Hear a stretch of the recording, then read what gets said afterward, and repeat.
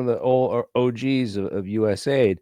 And then all of a sudden, in April of 1968, he's like, you know what, I'm gonna come out of U.S. aid and I'm gonna go back to LAPD now, and they put him on the case, and don't know what went on there, but it just shows you how they can corrupt even the police and the district attorney's office and everyone. It's just it's really, it really goes to show you. But the deep state control over America since JFK and before JFK, as we know, because Nixon came after JFK, but Nixon was Eisenhower's vice president before JFK, and Nixon obviously here as vice president, um, They're clearly like not the boss literally of wearing mob hats. Like, those are Panama hats, and they're basically mob hats, and it's this signal, and he's showing, who takes a picture like this holding the vice president's hat by the brim after he just gave it to him. It's just like, we own you, buddy, and you're part of the syndicate and the mob. And you know talked about Operation 40 and the whole history of the CIA. This Barry Seal, with of course with Pablo Escobar, bringing back in tons of Colombian cocaine that was smuggled into the U.S. um, Again, we talk about how the motorcade route was changed and set up to go right past where they knew they had their patsy set up. So they had control of the motorcade route to a certain extent and then changed it. And the guy that would have had control of that were the politicians who were head of the Dallas, which is Earl Cabell.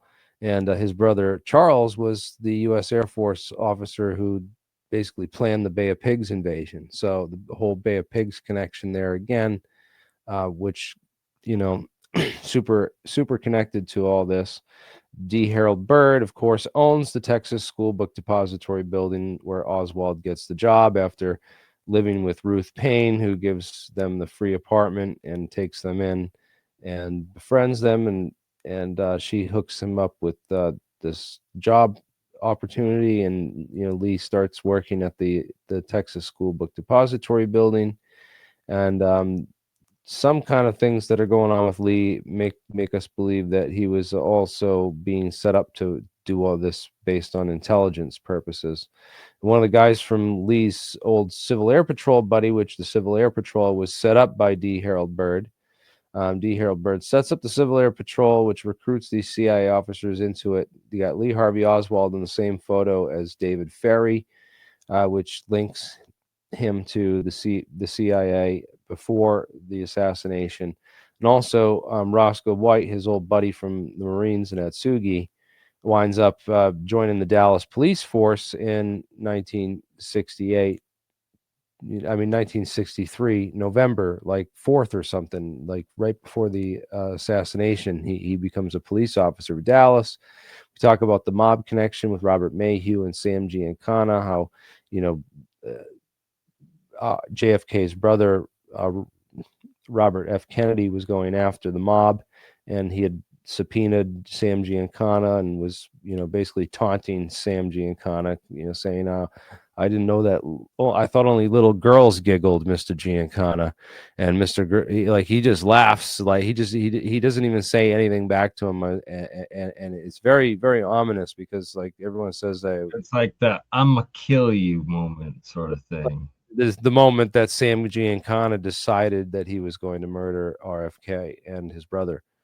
Very, very creepy stuff, because Sam Giancana, of course, and Johnny Rosselli are the guys that Robert Mayhew approached when he was asked by the CIA through William Harvey to go into, find a way to assassinate Fidel Castro, because their efforts had failed, and they wanted mob help. And so the Operation 40 was formed. It eventually expanded from the 40 original members into over 120 members that were part of this group that were all trying to kill Castro. And these were a lot of the guys that were left over from the army of, I think, like 400 or 500 guys that stormed at the Bay of Pigs. A lot of them didn't return. And the ones that did went and formed this group that vowed that they were going to, you know, these are the guys that would assassinate presidents routinely around the world, and they were connected to a lot of guys that did that. Of course, there was another plot that was uncovered in Chicago that was supposed to happen 3 weeks before the Dallas assassination in early November, and that was uncovered in late October by the landlady who, you know, thoughtfully called the police to report suspicious activity, and they went and found 4 rifles in a room, and they arrested this one guy who is very, very similar background to Lee Harvey Oswald, if you look at it. So it's really creepy stuff when you look at how the CIA was operating and picking their patsies. Is they would just, you know, they had a certain profile that they wanted to use, and I don't know if this guy was as good of an, you know, he didn't have the Russian wife like Oswald, you know, a Russian wife who was the niece The of the perfect excuse. Russian Ministry of Affairs, right? I don't know I don't know too much about Arthur Villay. In fact, they covered this up and tried to hide this, and they framed Abraham Bolden, the first black U.S. Secret Service agent, for a crime he didn't commit, and sent him away to jail, and he had to fight like for appeals and to get his name back for a whole bunch of that stuff for years, and yeah, it's nuts. When we also talked about, you know, the Bush connection, because Bush's first company, you know, after he got out of Yale and his senior year at Yale, was a Skull and Bonesman, a sworn Skull and Bones member. The first job that he got was Zapata offshore in Houston, Texas, and he was, you know, in charge of these oil rigs that they were building out in the ocean. And this is his son, you know, George W. Bush, on the oil rigs, probably, you know, during those early years in the 60s.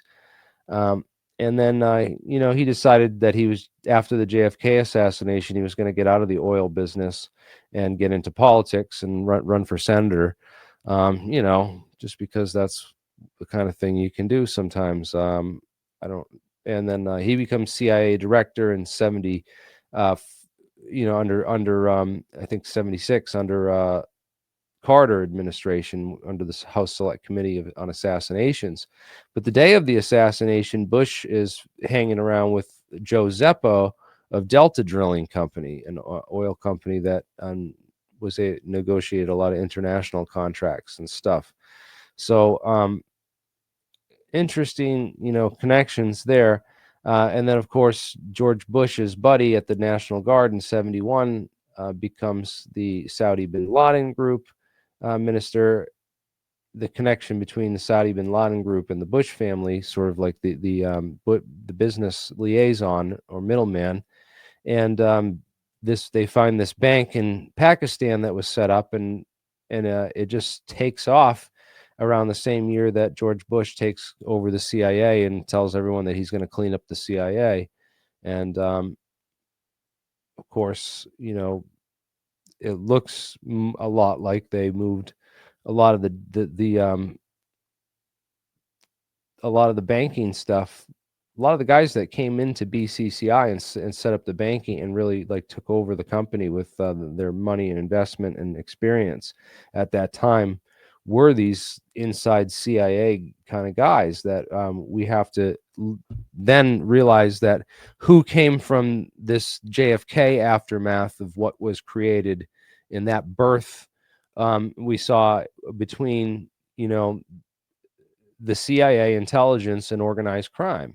You know, this is essentially what we see in the government, is this organized crime element that's able to infiltrate all aspects of government, sort of making this agreement with in the intelligence community and the banking establishment. You know, and of course, It just normalizes these criminals as government agents, thus okaying this like whole industry and government operation of crime and corruption, right? Because it's like well, it's morphed to the rest of the bank, together. because you look at all the, since the 1970s, what has happened to the banking industries? Look at all the mergers and conglomerates, like how banks have just eaten one another alive, and how they all combat, and what they're all doing behind the scenes to compete is they have to resort to these sleazy tactics that were originated with the BCCI and the CIA, moving all this covert stuff underground, because they were, realizing that, they're have to money launder all this cash that they're bringing in from sending all this opium and heroin home from Southeast Asia, after they bust into the Golden Triangle in Southeast Asia.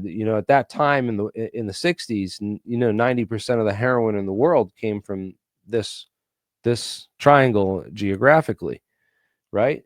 So Russell and Company, we know from the past, Samuel Russell set up the whole opium trading company that led to the whole opium wars of 1839. We know that the Afghanistan had started taking over a lot of the opium market, but then the Taliban took control in 2001 and slashed all the opium crops and dropped the opium production that year down to bare minimum. And then after the U.S. invaded, we of course brought that production right back up to the all-time highs. Yeah, to all-time highs and even higher. In 2007, they were producing, I think, 94%. It basically was the new golden triangle of the 21st century. So you look at what they did from a intelligence standpoint, is they set up the war on drugs, because Richard Nixon's part of this whole corrupt cabal. He declares this war on drugs. They're gonna battle drugs, and that just, this was the profit margin for them, and also a big chunk of that profit margin that they got a portion of this that they could use as just liquid cash that they can put towards all kinds of covert and CIA operations and secretive operations and stuff. But this also created all the cartels. This is a war they're never going to win. And this was designed by them to enslave humanity further and further, like CIA agendas across the globe. It's a massive fuck you to the American people, and it's totally anti-American, un-American, and it's all organized crime, because the people that set this up and did this were the same people that outlawed heroin back in the 30s. It's Russell and Company, because after Russell and Company got kicked out of Canton and during the opium wars, right, in the 1840s and everything, they moved to the U.S. and realized that they were a lot of war profiteers and war profiteering for the Civil War. They got into a whole business doing I forget what they exactly did during the Civil War and how that was connected, but they're basically, they helped outlaw heroin to begin with, because you used to be able to buy pharmaceutical heroin over the counters back in like the 20s and 30s, and it was even lower. The use was just nobody knew about the stuff, and then it really kicked off in the 30s. After they had outlawed it in the United States, so that was the first big wave. And then they had started to combat it, and it came back down after World War II, and then something happened again, that they wanted to get everyone hooked on stuff. So it's really the whole opium war is a big, and the drug understanding how the drug markets work and function with the banks and with the intelligence community, with the large amounts of liquid cash that they produce, and how they're able to fund armies like the army in Mexico that the cartel runs, which is pretty much, I think it runs the Mexican army. I think they even run the Mexican government. It's gotten so big. So it's huge. So the governments are all corrupt and in on it. And we, the people, suffer. We get fucked. Bill Clinton's right here in the mix of it, of course. And he's, running CIA operations in Mena, Arkansas. That's how he gets into president. This no-name senator from Arkansas, or he's the governor from Arkansas, and I don't even think he was in Congress or the Senate. Like a lot of other guys were. I always wondered why and where he came from, and it makes so much more sense. Yeah, once you see that Mina connection and understand the Clinton Chronicles and Vince Foster and the whole story of Rose Law Firm there, and really dig it. Yeah, I don't have time to dig into that here. I just know that Bill Clinton was going after Osama bin Laden. He knew about Osama bin Laden. They were going after him, and the CIA basically blocked and stopped him and let him get away continuously under Clinton. They were running him because they didn't, fully have Clinton in their pocket like they had Bush. So this whole time they're running a Harkin energy scam, and then the Enron energy scam, and a lot of that bankrolls the Bush run for the White House with Karl Rove running his PR campaign. They talk about how they did research on the whole Christian Catholic Bible Belt community, and they basically rebranded Bush's image to make him look like a Christian with his wife, so that they could win that Bible Belt vote. And yeah, they really just understood, psychological manipulation on a social scale, and also how to win presidential elections. The swing states, how to cheat the swing states, how to all of the tricks of the game of getting people elected. And then, of course, they guaranteed him, a skull and bonesman getting reelected in 2004 when he ran against fellow skull and bonesman John Kerry, as his running opponent. So it just it goes to show you how contrived it was. And then, of course, Ron Paul was the big vote in 2008 for the election there, and they really baited and switched him with Barack Obama. Barack Obama kind of came out of nowhere, and they really branded Barack Obama as this The change. We the got change. Yeah, he change. was going to bring real change. A black president. Wow, that's really change. We're changing the skin color. This is awesome. They're changing so much. Look, we elected a black They guy. gave him the Nobel Peace Prize before he took office, and then he invaded. There was more American military invasions of sovereign countries under Obama than any other president, I believe.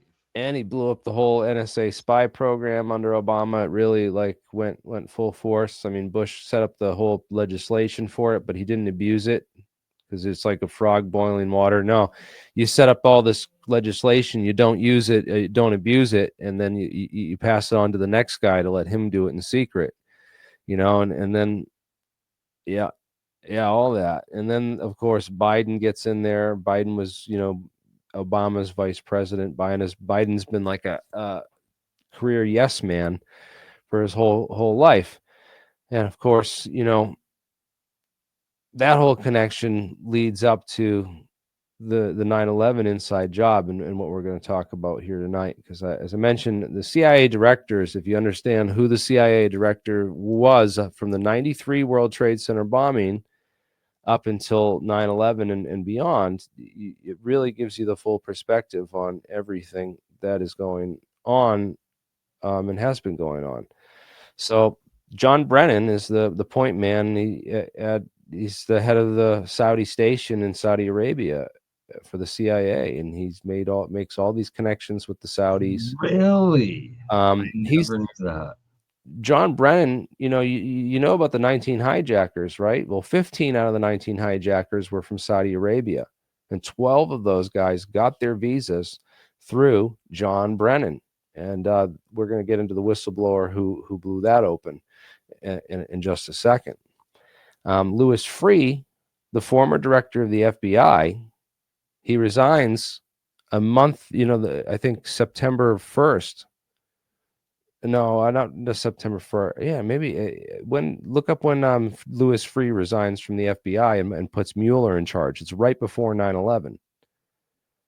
I think it might have been June.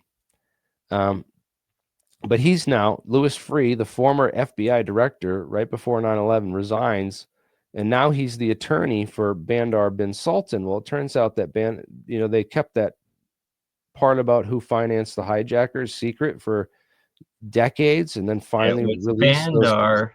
they released those 28 redacted pages. Well, those pointed to Bandar, and Bandar is a good friend of Bush. I mean, Bush invited Bandar to the Bush compound in Kennebunkport, Maine. This guy's well connected and protected. So why he hasn't been arrested and they haven't gone after him, or there hasn't been any kind of anything at all in retaliation to that declassified information that points directly to Bush. And then we find out, well, Bush has got more connections to the Saudi family through James Bath and the Saudi bin Laden group. And then his buddy Bandar bin Sultan's funding the 9/11 hijackers through a middleman named Omar al-Bayoumi. And that also somewhat connected with these I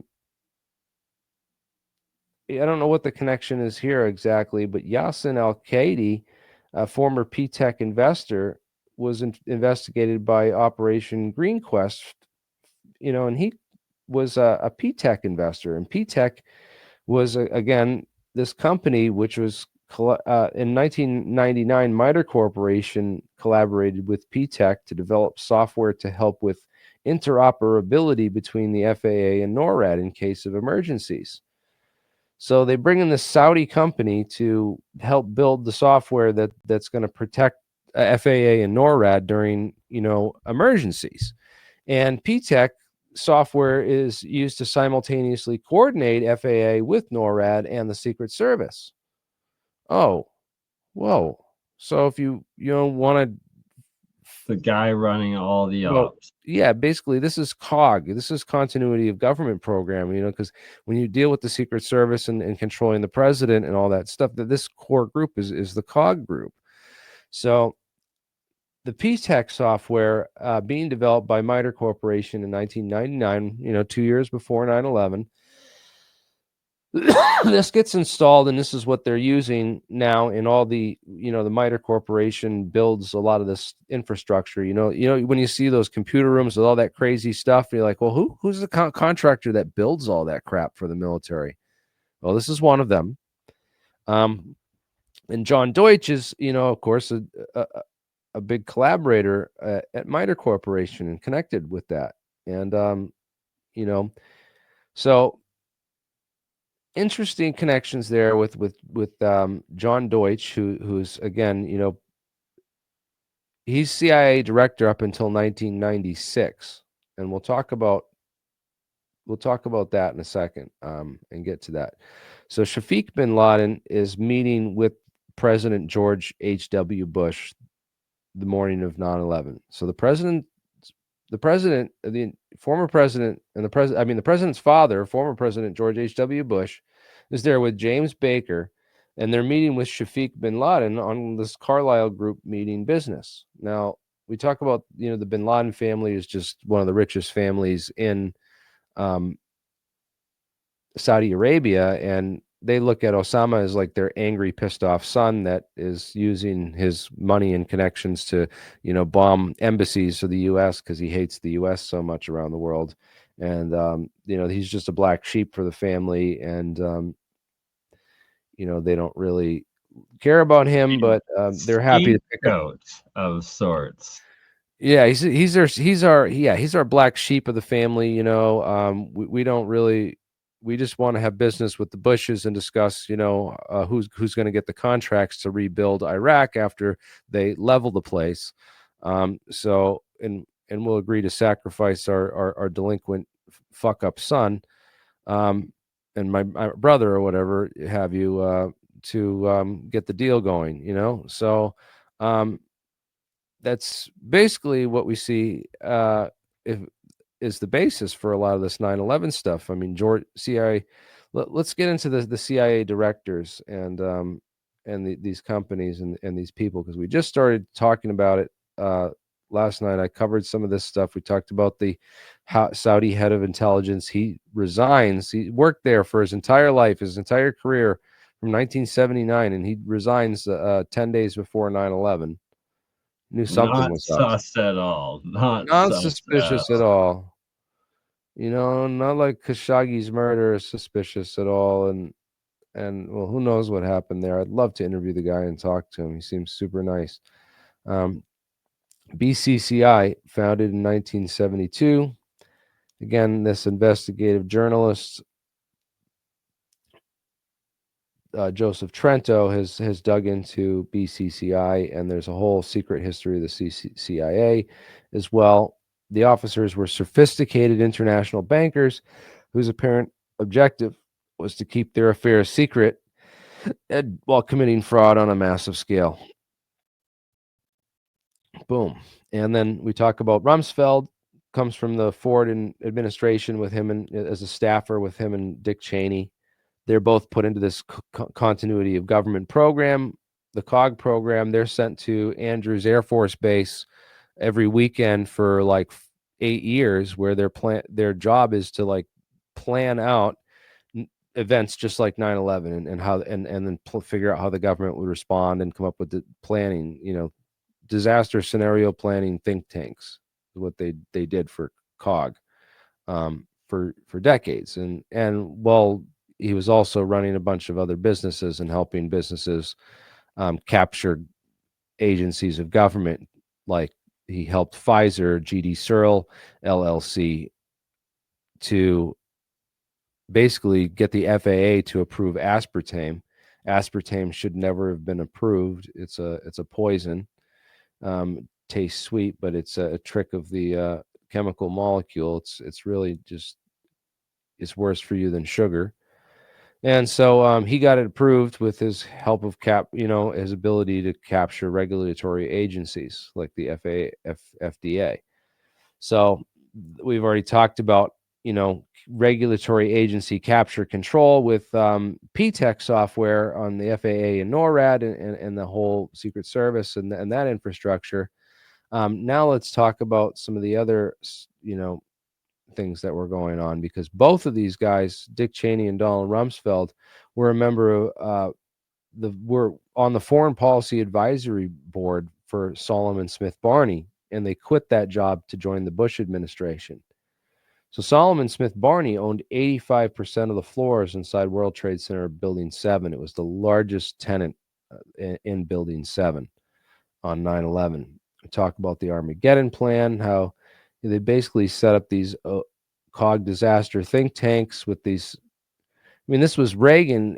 This was Reagan era stuff, and Reagan was running the Star Wars program at the time, thinking about intercontinental ballistic missiles, and we need to set up the satellite system around the globe where we can triangulate. And GPS was just starting; it was only being used by the military. It wasn't yet for civilian and commercial use until like the mid to late '90s.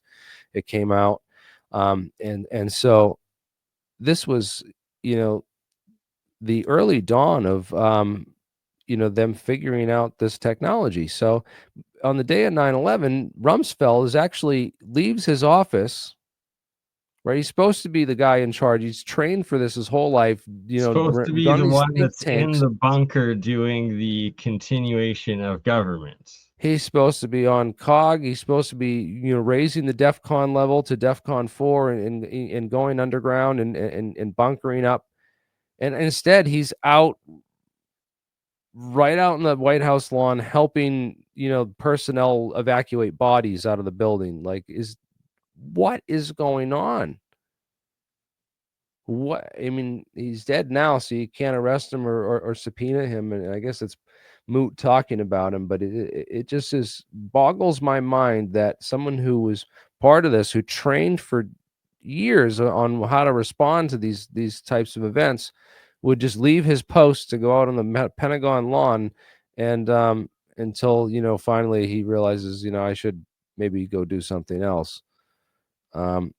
Right, while still under attack. It's like it's the exact opposite thing he's been trained to do his entire career, unless that Unless, it's of course, staged and you want to be on camera. unless you want to be a photo op for a hero, you have this plan. Yeah, this is crazy.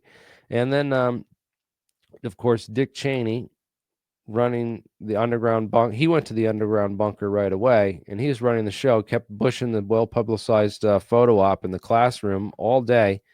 Didn't move him. The Secret Service didn't move Bush either. We'll talk about that in a second, towards the end of this. But again, John P. O'Neill was the FBI's expert on Osama bin Laden. These were the guys that were tracking, these people for our our intelligence agencies and our government, right? So John P. O'Neill, he's the expert on bin Laden, and they reassign him. They take him off the case just before. And he's like, what the fuck? We're about to get this guy. He's about ready to do this major attack. Like, why the fuck would you reassign me from this case? He quits his job at the FBI out of like disgust about like what is going on internally. Like, why did the cigarette smoking man behind the desk take me off this case? We're about to, bust bin Laden. And he's like, well, I got to stop this friggin' attack from happening. I'm going to get a job at the World Trade Center. And he dies like his first day on the job at the World Trade Center. They make all this, these, if you read about him online, they try to make him out like this hero, the man who knew. And, they really try to change around his story and stuff to hide the fact that the FBI like blocked this man from capturing and investigating and then possibly whistleblowing and telling the truth afterward. So there's a whole documentary called Who Killed John O'Neill, and that was one of the early ones I watched on 9/11 that got me down the rabbit hole on this stuff. It's an old one, Who Killed John O'Neill. Anyways, Able Danger was a CIA terrorist tracking program that was the CIA was running with cooperation with DIA and the NSA, and basically the CIA director George Tenet reassigned all these people and then closed down Able Danger like right before 9/11. And Anthony Schaefer was like, what the fuck? Like we were going after Mohammed Atta, and I was personally like, blowing up memos and emails about Mohammed Atta to my bosses, and these guys came in and squashed the whole thing. So obviously that the CIA and FBI were setting this up, because Louis Freeh gets out of the FBI and puts Mueller in charge. But right before he got out, he had set up this whole FBI retreat for all the important people that would in the FBI went on like a company retreat the week of September 11th. So all the agents were in California. You all on vacation on a group work retreat. The entire Joint Terrorism Task Force. This is according to news reports from the day. So that needs to be investigated. What the hell happened there? 3 key whistleblowers for this. J. Michael Springman is the whistleblower who worked at Jeddah, Saudi Arabia, personally denied those hijackers their visas, and was told by his superior, John Brennan, to approve them. FBI whistleblower. John Brennan again. Sibel Edmonds, yeah, well, that's the whistleblower I mentioned before. I didn't name him yet. Susan Lindauer, again, she's a CIA whistleblower, talks about they had this plan to go into Iraq, already set up and on the table with Condi Rice and Philip Zelikow and those guys. Sibel Edmonds, her story is still classified. She can't tell the whole story. Still, they've gagged her. They still say like you cannot speak and tell like what you know. But she was an FBI translator for the whole bin Laden thing, and she was like, I was translating all this stuff to the FBI, and the intelligence that they were reporting wasn't what I was translating. They were just hearing what they wanted or manufacturing whatever they wanted. And this was when they were manufactured all the yellow cake evidence for the weapons of mass destruction that we used to invade Iraq illegally. Of course, Iraq didn't have anything to do with it. Iraq isn't even on the countries of any of these. None of these guys were from Iraq.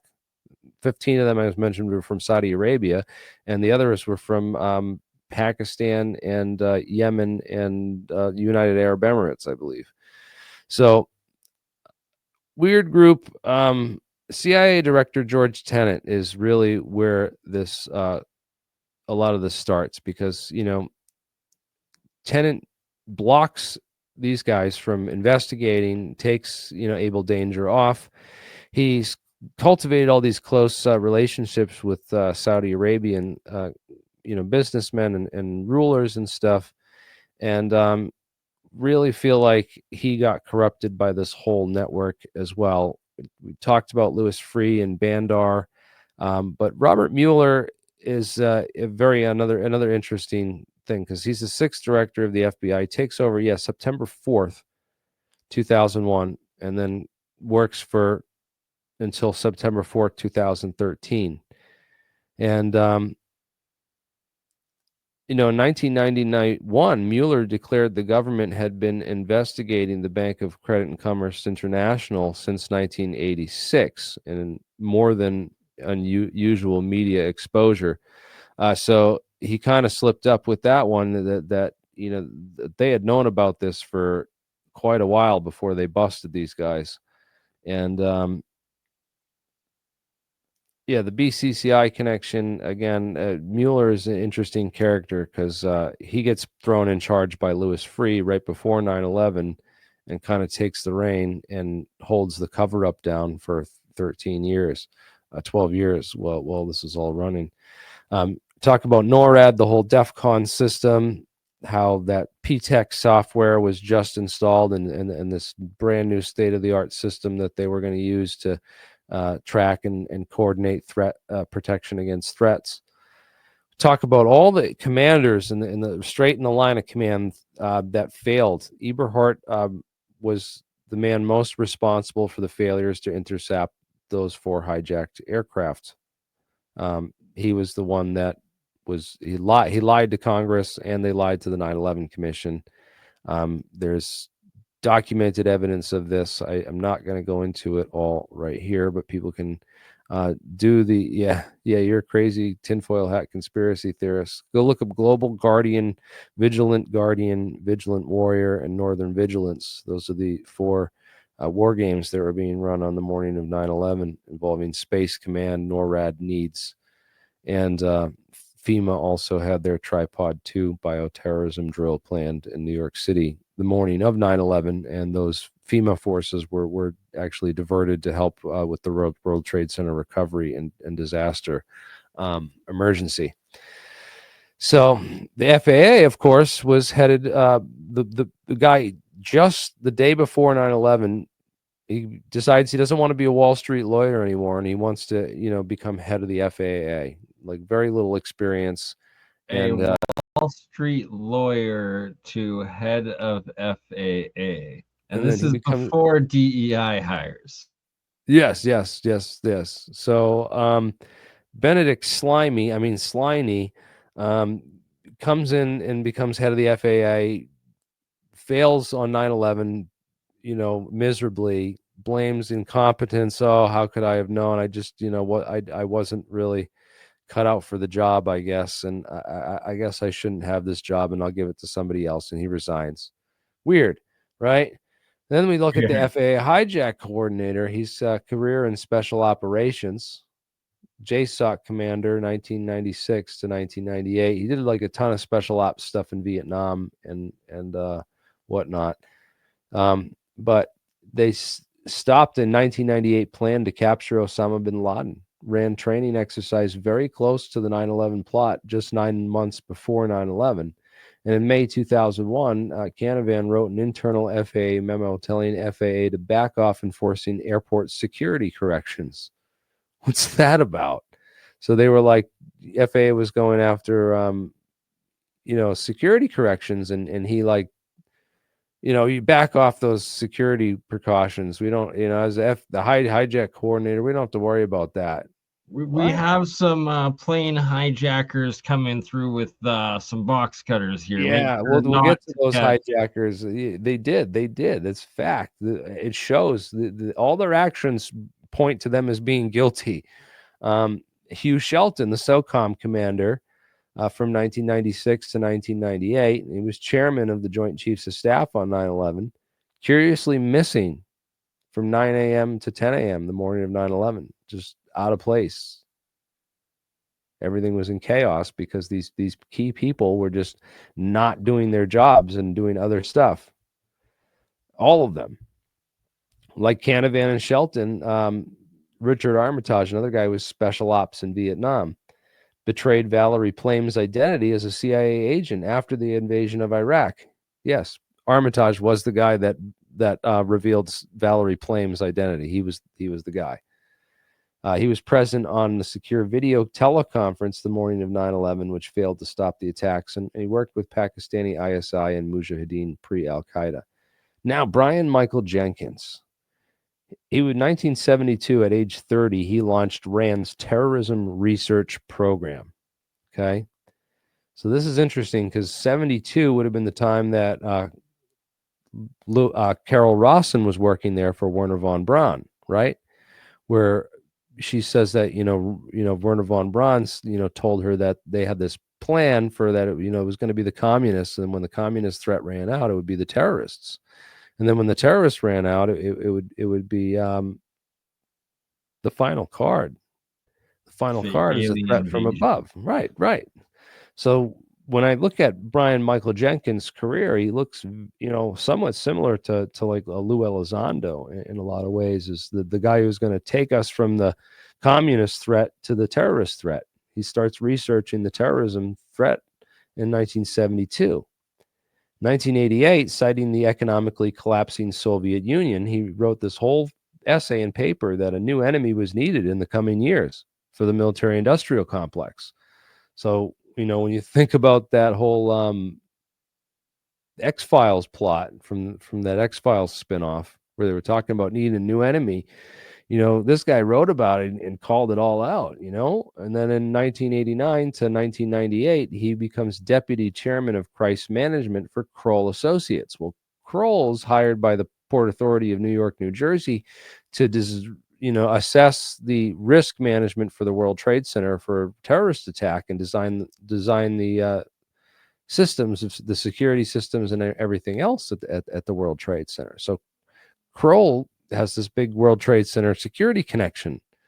They helped the 1993 World Trade Center bombing response and assessed the idea of an aircraft attack on the World Trade Center before 9/11. They wrote about it. They just happened to plan it out ahead of time. Eh? Really interesting. So and then Jerome Hauer, the managing director at Kroll Associates. Hold on. We gotta pause and find that initial report because I'm fascinated. Like I want to know if they came to the conclusion that jet fuel would make these towers come down or not. What was their original conclusion? Okay, well, we're going to get to that. We're not going to pause it. We'll get back to that because the 1993 World Trade Center bombing, there's more to talk about there, and we'll get to that in a second. As National Security Advisor with the National Institute of Health, Jerome Hauer advised Bush officials to start taking Cipro just weeks before those American-made anthrax attacks on U.S. senators who were calling for a new 9/11 investigation. What? So, yeah, so just before the anthrax comes out, they advise all their allies to start. Jerome Hauer was the one. Yeah, he's the guy that tells, hey, listen, all the White House staff should start taking Cipro. We think there's going to be an attack. And then a bunch of these senators who are all, Senator Tom Daschle and office was targeted because they were calling for a new investigation of 9/11. And they scared him off saying that it was the terrorists who did it, But it turns out it was Bruce Ivins, and then Stephen Hatfield had gotten blamed at one point, but they're pretty sure it was Bruce Ivins, the one who took that Ames strain out of Fort Detrick, Maryland, and then helped attack U.S. senators to scare them off investigating 9/11. And well, Bush then, instead of investigating right away, he was able to push off. They didn't form the 9/11 Commission until 444 days after 9/11. It took him over a year to form the investigation of 9/11. So the Saudi bin Laden group, again, we talked about the Jim Bath connection. Another thing we didn't talk about was the Safari Club, a covert alliance of intelligence services formed in 1961 that ran clandestine operations around Africa at a time when the United States Congress had limited power of the CIA. So basically, Carter had shut down the CIA's ability to operate because he was, in putting them under the House Select Committee on Assassinations, investigating everything that was going on with them. And so this group comes out and they start running. They start basically doing CIA operations. Ted Shackley, a guy who was part of the whole, they called him the White Ghost because he never wanted to be photographed. And he was part of the JM Wave station in Cuba. Definitely knew Bush and all these guys. But he set up initiated a lot of the contacts with these groups, and they were basically running these, Israel peace treaty. They initiated the 1979 Israel peace treaty in lieu of the CIA, but they were basically operating in the same kind of manner. Very interesting. And then the Kissinger group, again, having all these connections with Henry Kissinger being a big piece of this, with his business associates of the Kissinger group, which we'll talk about. And then here's a picture of that, is the Mosh Dayan of Israel, and Kamal Hassan Ali, the head of Egyptian intelligence. He literally looks like the James Bond villain. Yeah, doesn't he, huh? He does, right? I'm pretty sure that's where they got the character idea. There's been a lot of other weird characters based on Mosh as well. You can see why. But the BCCI scandal, they're a full-service terrorist financing bank. Rudy Giuliani, his last case as a prosecutor for the district attorney's office of New York State, was prosecuting BCCI.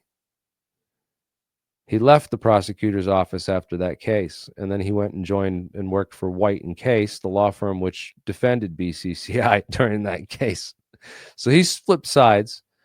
Definitely wasn't paid off at all. No, not paid off at all. Not mafia. Not connected to this big CIA scandal that he helped cover for or anything. It's not like he would be a good man in place on the day of 9/11 to cover for the CIA again or any kind of covert operations. It's not like he's done that sort of thing before, So we can totally trust, Rudy, and of course his sidekick Bernard Kerik.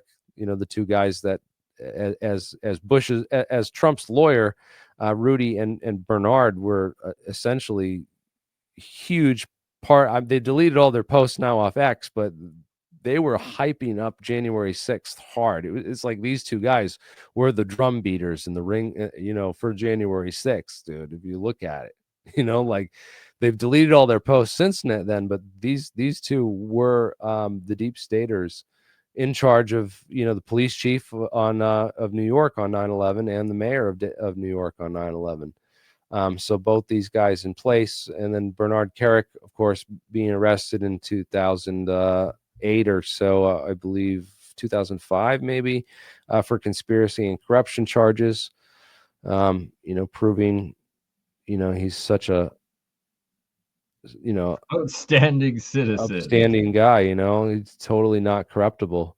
Kuwam, he also worked for Kuwam Company. That stands for Kuwaiti American Corporation, a non-governmental organization in the United States that works in the security sector. And so, basically big friends with Bush and the whole Kuwait war thing. He was going to be, they tried to put Kerik in charge of the Iraq after when they invaded Iraq. They gave it to Bremer instead, but Kerik was actually, considered for the job before Bremer. That. The magically undamaged passport was found by undamaged. It was found, this went through a fireball and through the building, the building that took out the plane that took out the buildings and the fireball, and this passport fell to the ground. It was found by Kerik's department, and it's been handed in and used as official, evidence in the case against these hijackers were definitely the ones that did it. Evidence of planted documents. Like, how else could that be taken in a court of law? It's so bad. Well, in all these cases, we talked about the magic bullet and how the evidence that the government uses for their staged operations is some of the most in your face, fake. It's fake shit. You know what I mean? It has to be done intentionally, almost to show, document that it was fake for certain I classified don't this? know. I don't I know. don't. But people buy it. It's used in the trials. Like this was used in the trial. It's evidence in the Zacharias Moussaoui trial. It's like one of the exhibits. So, again, this is big serious stuff because it's being used to detain and punish people actively right now who I may or may would, not.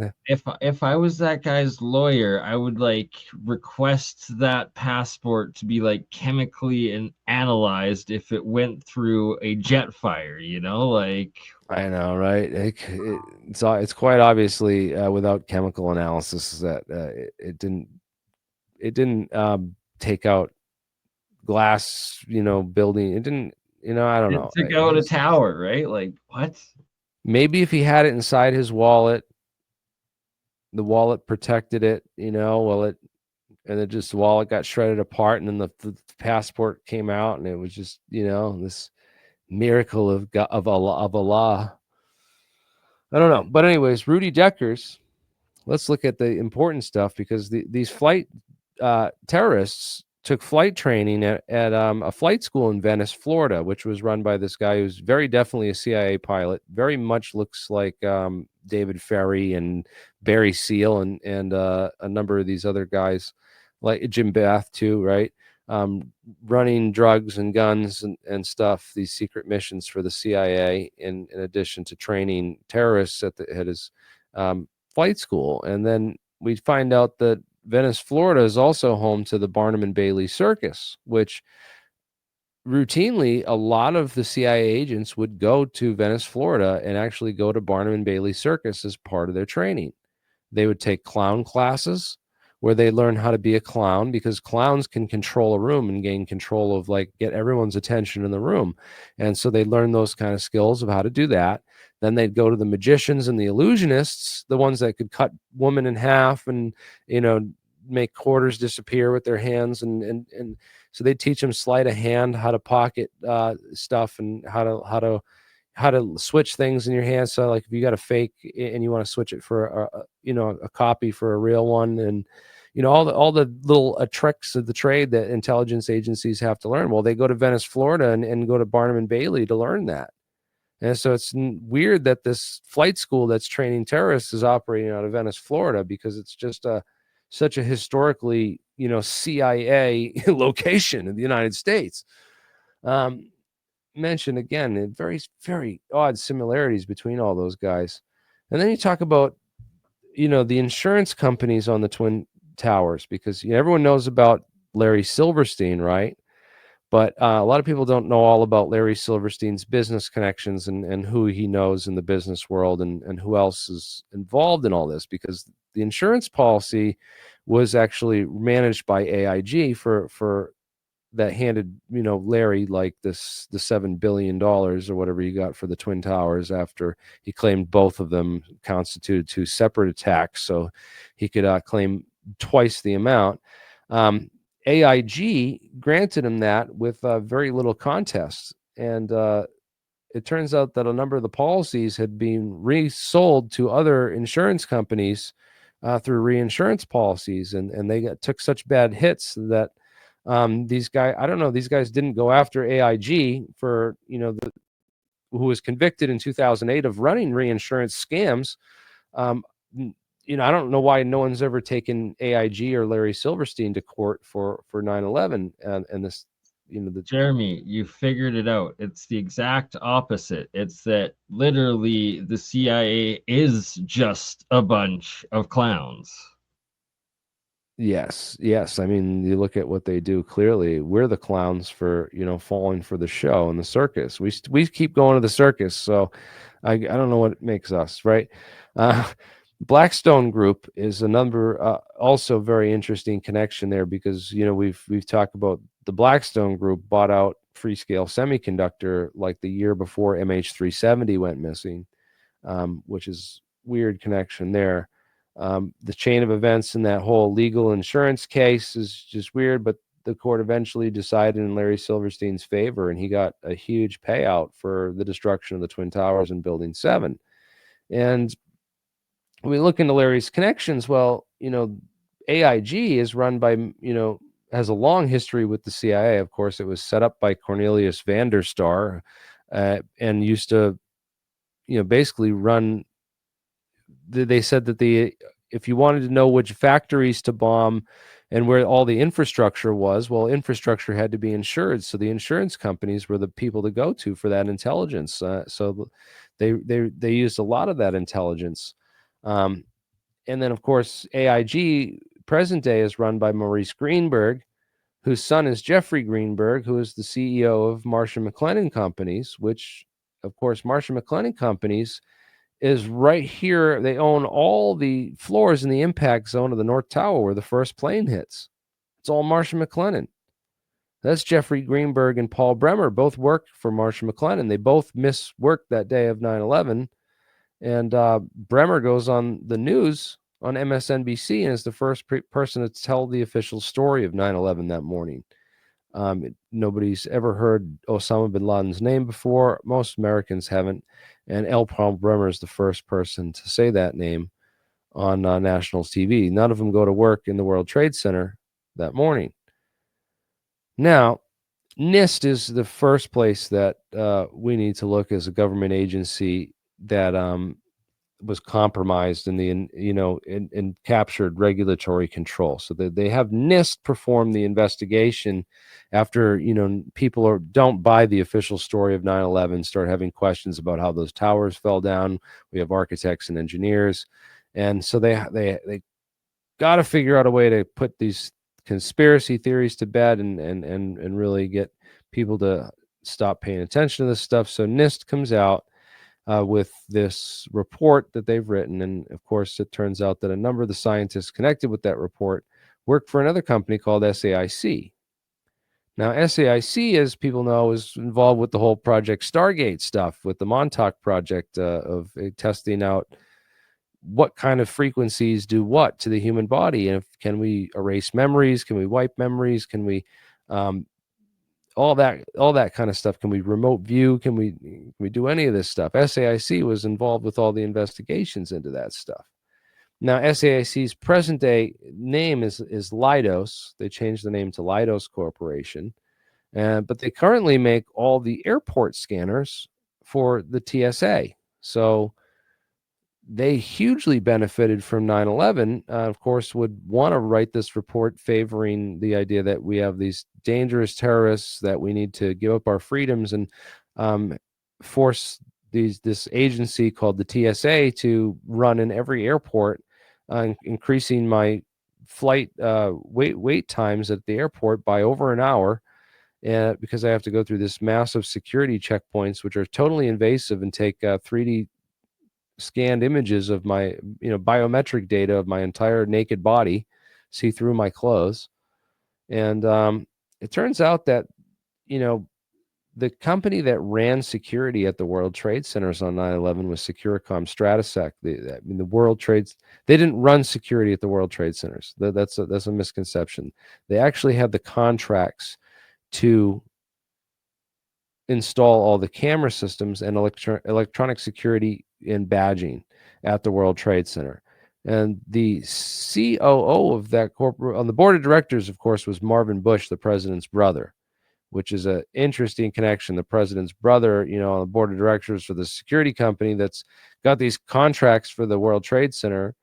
They also have contracts at Dulles International Airport and United Airlines, which is super curious. And the COO of this company is a guy named Barry W. McDaniel, who it just so happens is now the vice president division manager at Leidos Corporation. Weird. He's running security at the World Trade Center on 9/11, and now he's the division manager or vice president at Leidos Corporation that made tons of money off airport scanners after 9/11. And then we look into, well, who could have set up and wired the World Trade Centers? As we mentioned before, Bernie talked about the connection with, who at 93, figured out how to bring the towers down, because they must have known how much jet fuel, if the plane, how fast it would need to, all the important engineering characteristics would have been learned through that bomb that went off in 1993. So in 93, when they bombed the World Trade Centers, they'd have to hire this company. This company, Tridata Corporation, gets the contract to investigate. And Tridata Corp comes in and writes the whole World Trade Center report, and they do an engineering. They get all the blueprints and all, and they have to figure out how much they know exactly how big the bomb was, how much damage it did to the building, and how to repair the building and put it all back together. And they do all that. They manage all that. During the Well, they process of that, manage all that, but do they intentionally take advantage of weaknesses well, and that's what's interesting, because Tridata Corporation is a division of Systems Planning Corporation International, which is, of course, run by Dov Zakheim, the Pentagon comptroller, the morning of 9/11, which is really a weird connection, man. That they'd have this subsidiary. I mean, it's obvious that all these government people work together, but these people become suspects when they're in key positions on the morning of 9/11 to affect all this stuff. And they have that, and they have all that intelligence on how to get the towers to come down, what needs to be done. They write this report, of course, with these guys that all work for these companies and do all these secret research. And that report comes out and says, oh, it's just thermal expansion and floor failure. But you guys are the ones that ran security at the buildings and set up the security systems at the buildings, and also did the first 93 World Trade Center analysis report to determine like how much bombs and where and how to bring the buildings down, because you knew all that about them. Then it turns out that there was this elevator remodernization right before 9/11, in March 2001. They're redoing all the elevator shafts. the And elevator shafts, literally the structure, the core of a building where you would plant your little explosives to right take through the it. elevator shafts is where you can access to all that, because no one sees inside those walls. It's all finished on the inside of the towers. But if you're in the elevator shafts doing an elevator remodernization, man, you got full access to the 4-foot crawl spaces in the World Trade Center between floors. They show the trusses and what they look like. There's a 4-foot crawl space between floors. So you get into the elevator shafts, and man, you got like access to these whole buildings, and you could wire them up secretly, and nobody would ever know, because unless they break open a wall or a ceiling, which I'm sure was against the rules. But you get L. Paul Bremer in there working at Marsh McLennan, and he goes right on MSNBC that morning, misses work, and he's on there giving the first official story. He quits his job at Marsh, forms a Marsh crisis division of Marsh, and a whole other division devoted to all this. He's the commissioner on counterterrorism at Harvard, on this big board about counterterrorism at Harvard University too. So all these, key CIA connections that just don't add up. And then he's the point man in Iraq. He's the guy that turns Iraq into a quagmire. They're literally, their job was to make another Vietnam out of it, an unwinnable war that would never end, that they'd have to keep spending on, and it would just cause more problems for the future. It would just be a recurring, sort of, and it's just messed up what they did, and then now he's retired, living in Vermont, and he's, making jokes about, skiing is much more relaxing, and you can see where you're going, unlike Iraq, right? As if it was all a big mistake. But again, he was also on the board of directors for Akzo Nobel, which owned International Paint Company, which developed a fireproofing, spray-on fireproofing for skyscrapers called Interchar. So he was also on the division Worked too well, or was that after 9/11? What's that? Clearly didn't work too well, or was that after Yeah, 9/11? no, they put it on, and they had a bunch of fireproofing upgrades in the years before 9/11. I mean, these are 1990 to 2000. There was all these fireproofing upgrades on all these key floors, man. And those were, who knows? They could have just, when they replaced the fireproofing, they could have put spray on thermite. Oh, absolutely. Or they could have hidden the thermite charges like those Battelle nanothermite linear shape charges. They could have hidden on these, and then the thermite, I mean, this is like a 4-inch thick charge on the beam, and then you spray over it with 4 inches thick of fireproofing material, and that thing's dead. It's invisible. You've hidden it inside the fireproofing, and even if you did open the walls and examine things, you wouldn't see these explosives in the buildings, you know? And look, they did this light trick on the key floors, right where the planes later hit, right? There's power downs and evacuations made in the buildings. And yeah, there is more going on with 9/11. Then we look at the whole hijacking technology. Well, it turns out that these guys, you know, I talk about Rumsfeld and Cheney and and SPC International, right? Well, those groups that are designing this this software to help coordinate FAA and NORAD and everything, and these groups that are SPC International, I guess, was working with Boeing on this uninterruptible autopilot system. So Boeing developed this uninterruptible autopilot system, and the idea to stop terrorism is that, hey, we have this thing on board that we can just shut off the cockpit controls and fly the plane with autopilot. So we can just automatically set it up to land at whatever airport we want.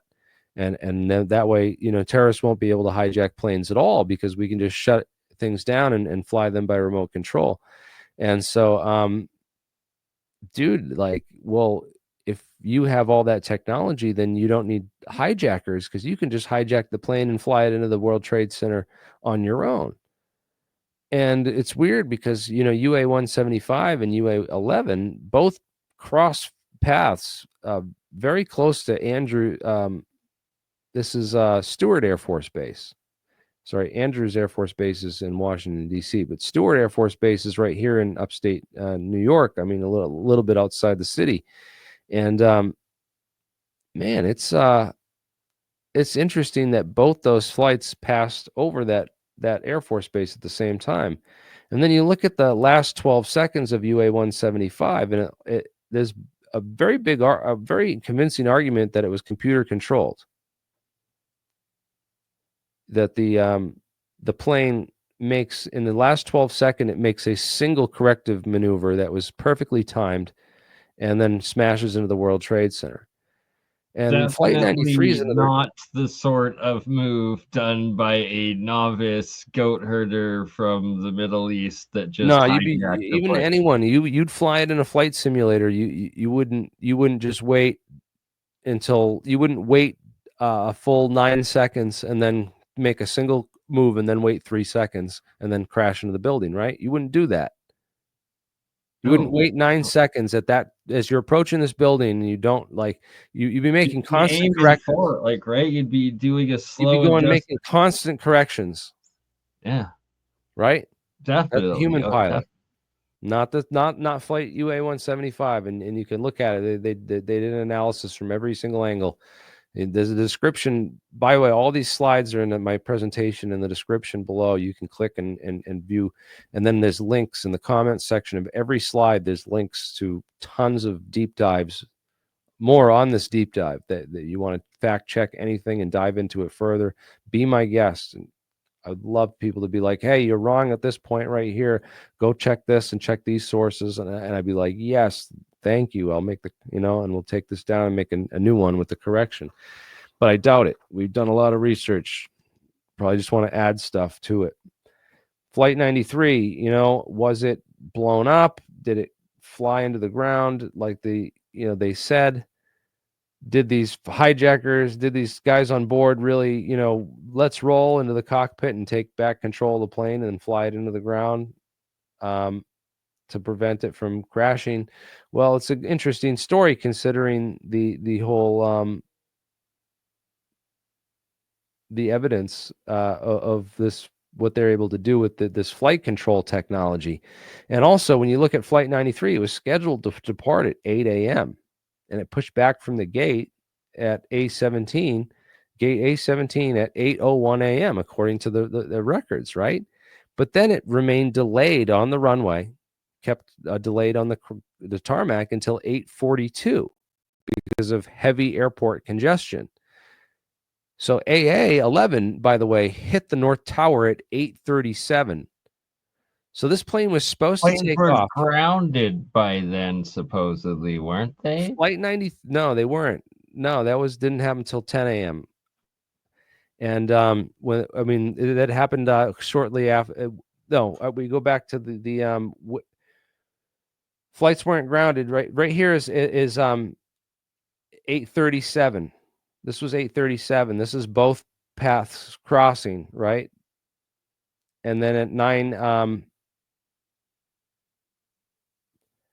at 8:37, AA hits the North Tower, and then this is cleared for takeoff. 93 was like held on the runway until the AA hits the North Tower, and then it's cleared for takeoff.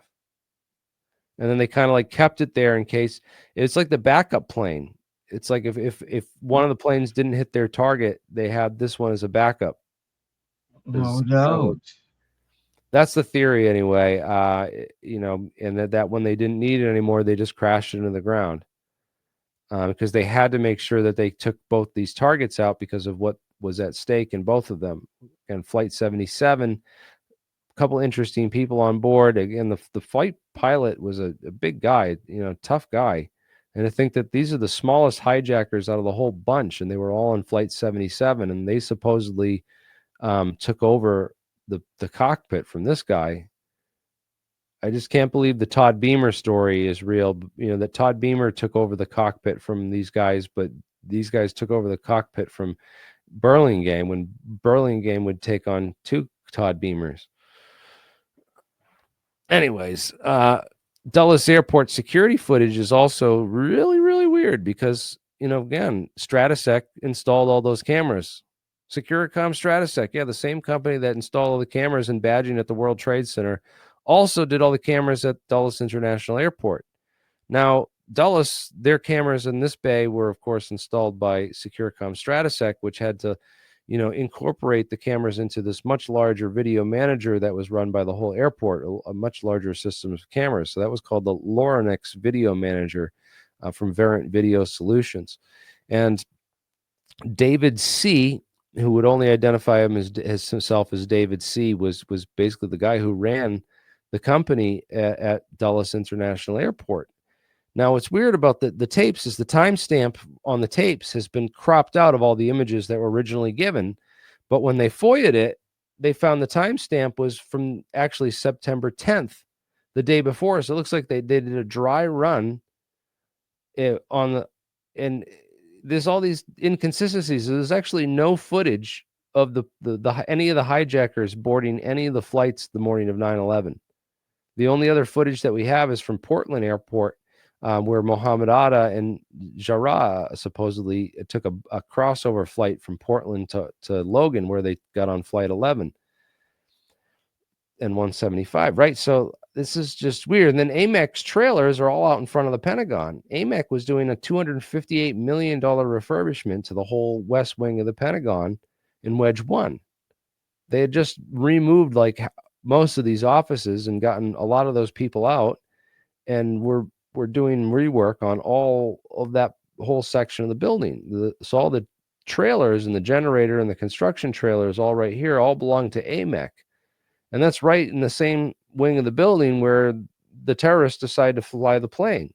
Instead of flying it right over this way into the north wing of the building, where Right, just magically take it into the most difficult, close to ground area that's under construction. And also at a low approach angle where, you're going to hit all those poles.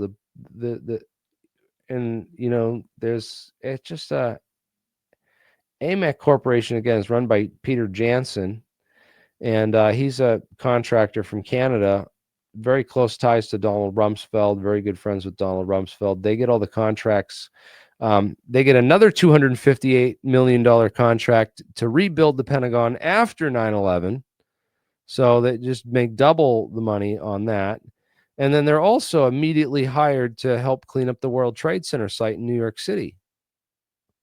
and they're the ones managing most of like the real deep action on all the thermite burning pile of rubble that burned for 9 months, three entire months underground until December 19th, 2001. The last fire was put out underground after spraying the pile down with over 1 million gallons of PyroCool FEF fire retardant foam mixture.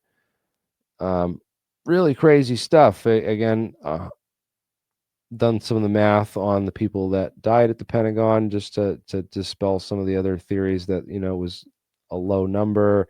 It's about what we'd expect to be in that section of the Pentagon, now that I've ran the numbers on a low estimate. But again, Flight 93, Flight 77, there was a lot of people on that flight that just were vacant. It was not a full flight. Really weird. And a lot of weird names, as we mentioned in that one slide, of people on that flight. For people, this is all for the task force to really investigate and come out with. But again, some of the things, there's definitely the no plane theory that came out. That security footage, the most secure building in the world, doesn't have a decent video of an airplane flying into it. Like, no, there's got to be like at least 30 angles of it recorded, yet no, there was nothing but Yeah, construction. also the footage of those hijackers from Dulles Airport, which looks like it was staged, is shot at 30 FPS. So if Dulles had the ability to shoot at 30 FPS, then the Pentagon's seriously slacking. Right? Like, no, nobody believes that. No, I don't think they should. But a lot of people were believing this no plane theory, that no plane hit the Pentagon. But this is a picture with clearly a ton of plane debris all over the Pentagon lawn, freshly after it crashed, before the wall collapsed, and before Donald Rumsfeld went out there and, you know, destroyed all the evidence and picked up all the plane debris and spread those vicious theories about there being no planes to throw off the conspiracy theories, you know. There was a ton of early disinfo that came out on no plane theories. One of the main guys was this former Bush economist named Morgan Reynolds. He wrote a paper with Judy Wood. And then another guy that came out with big on no plane theory was actually the highest ranking person to ever come out on, 9/11 as a 9/11 conspiracy theorist, a former general named Albert Stubblebean. And I believe that, his point in joining 9/11 was to spread disinformation about the no plane theory, and to really, he spread stuff about the demolition theories, but he also went towards the Judy Wood stuff. And again, psychological warfare departments, At Fort Meade, aka yeah, in Maryland, he was one of the guys who started the Men Who Stare at Goats thing, and then he also worked for BDM International. and colleague of Hal Puthoff. Huh? Yeah. Well, Cal Puthoff worked at Fort Meade in the U.S. Army Psychological Warfare Center. That was the Psi Spies. That was the whole original Psi Spy. That was Project Stargate and all that stuff.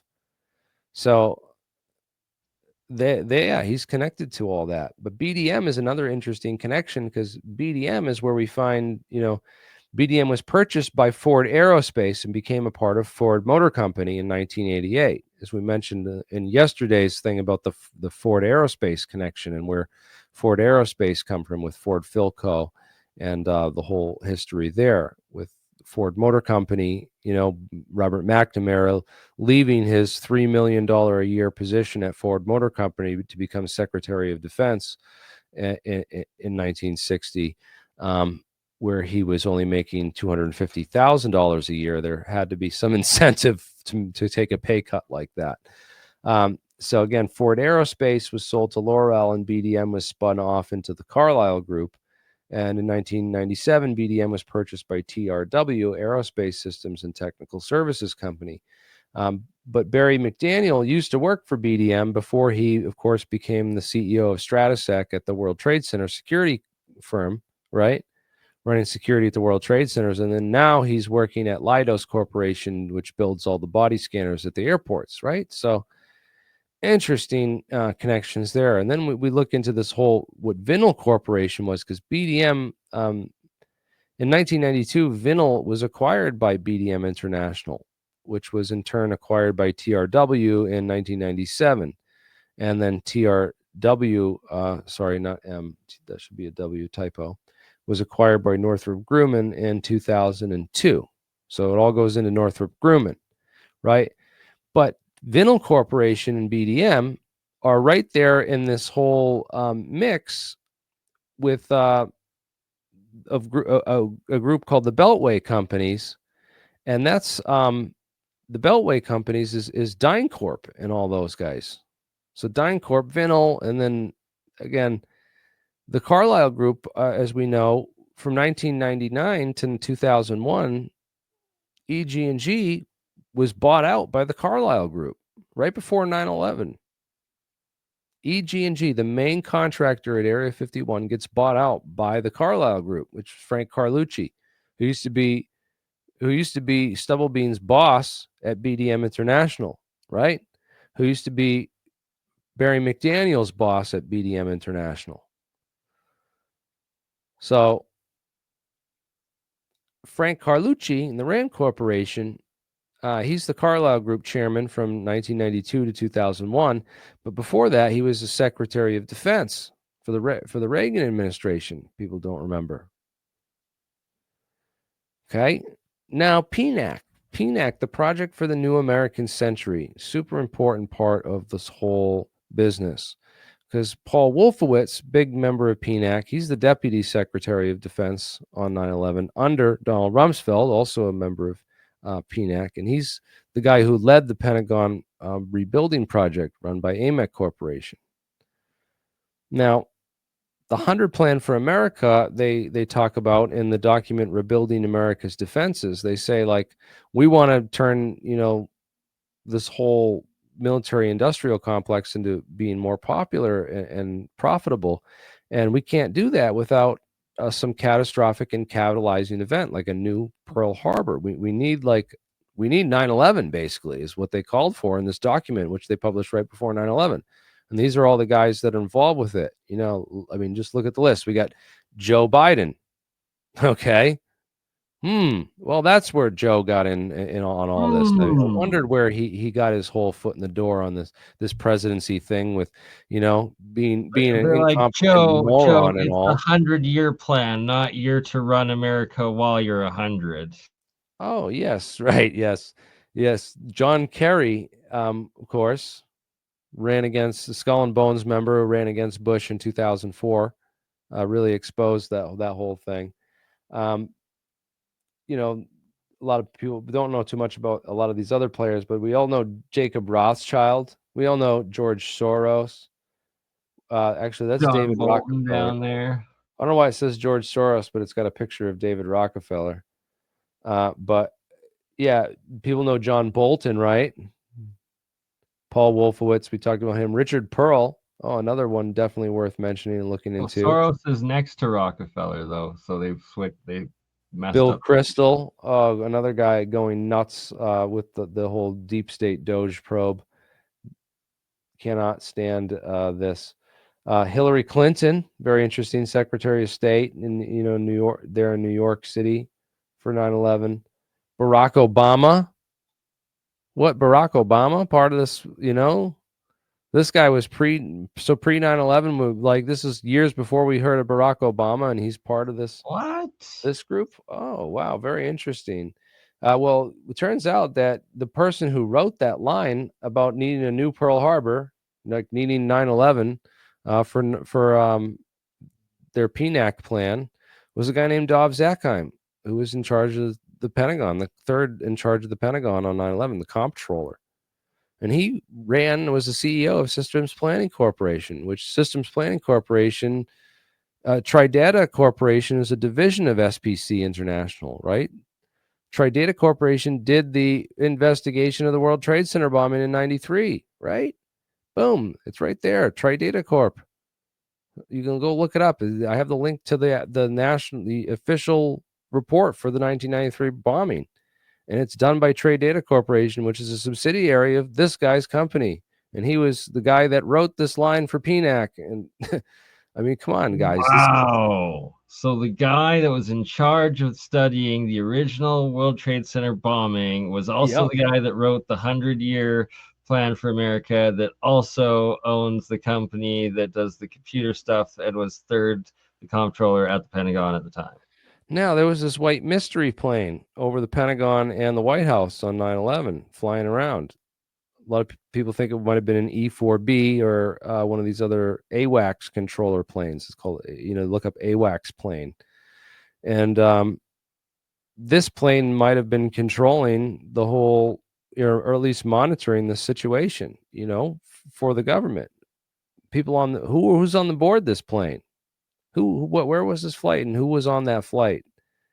Looks like the continuity of government doomsday planes, Then you talk about the uninterruptible autopilot technology and Systems Planning Corporation, the 25 years of radar expertise and the radar systems that they've, helped work on.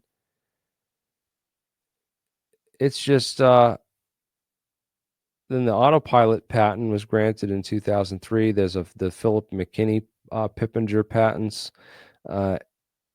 The anti-terrorism auto land system for airliners, boats, and cars, right? Pilotless aircraft control. Here's the timeline of it all. We talk about it goes back to 1947 with Glenn Martin Company and the earliest drone aircraft program, which Lewis Whitten was worked on for them.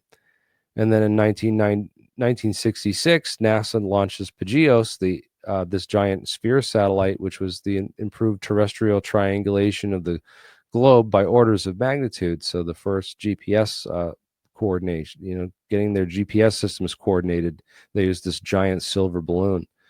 And then 1976, 1979, Teledyne Ryan out in San Diego, California, building and testing those pilotless black triangle aircraft. We've talked about that. We'll get into that in part 3, hopefully tomorrow. Then the 1978 Navstar, first one, GPS satellite by U.S. Air Force. We talk about the COG disaster think tanks, the whole Star Wars program under Reagan, setting up this global GPS and tracking system. The guys who were in charge of that and building all this infrastructure to protect the nation should have been well prepared and just were doing weird stuff instead and let those systems fail or break on purpose so that they could have other agendas at play, because it looks like a lot of them had business clients and opportunities that they both profited off of way more massively than anything. I mean, they had all these the agendas at play for the people that carried out 9/11.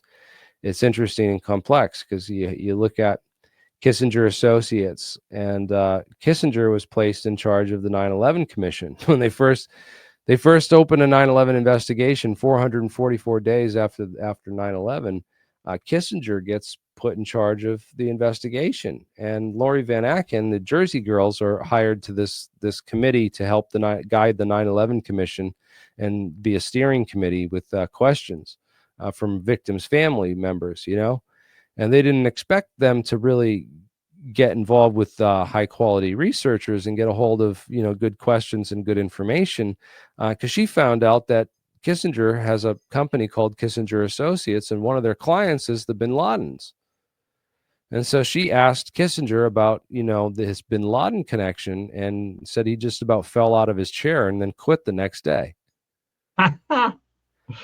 So Kissinger's out, and he gets replaced by Philip Zelikow, who wrote the preemptive Iraq and war invasion strategy with Condoleezza Rice, before 9/11, big neocon, totally, sets up this commission where, a majority of the documents are not shared with the people, the same way that they set up the Warren Commission to basically have the FBI feed them the evidence that they wanted them to see to draw the conclusions that they wanted them to draw, and hid all the other evidence from them that would allow them to, like the 28 redacted pages and all the other important issues of terrorist financing and like sending the entire FBI terrorism team on a retreat vacation while this is going down, so they can't do anything to then be called in later, right?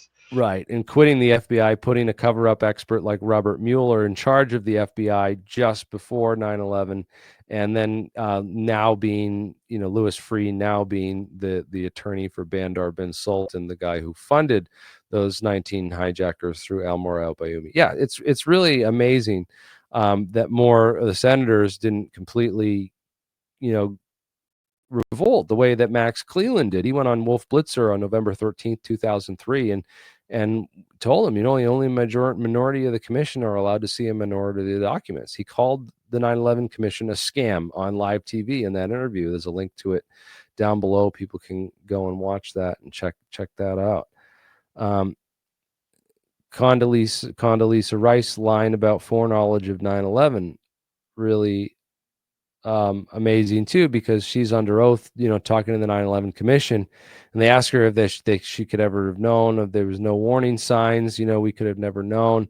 And then they bring up this August 16th memo, and she just like, oh, she just denies all the evidence that there were people sending you warnings saying bin Laden's going to attack us, and you guys ignored all this stuff and let it happen. So there's a faction of the And government fired them and sent them on vacations and like, Well, oh my also all the people that failed got promotions. All Alf Eberhardt, all these guys got medals of honor. Paul Bremer got a medal of honor. All these guys got medals of honor for the rewards.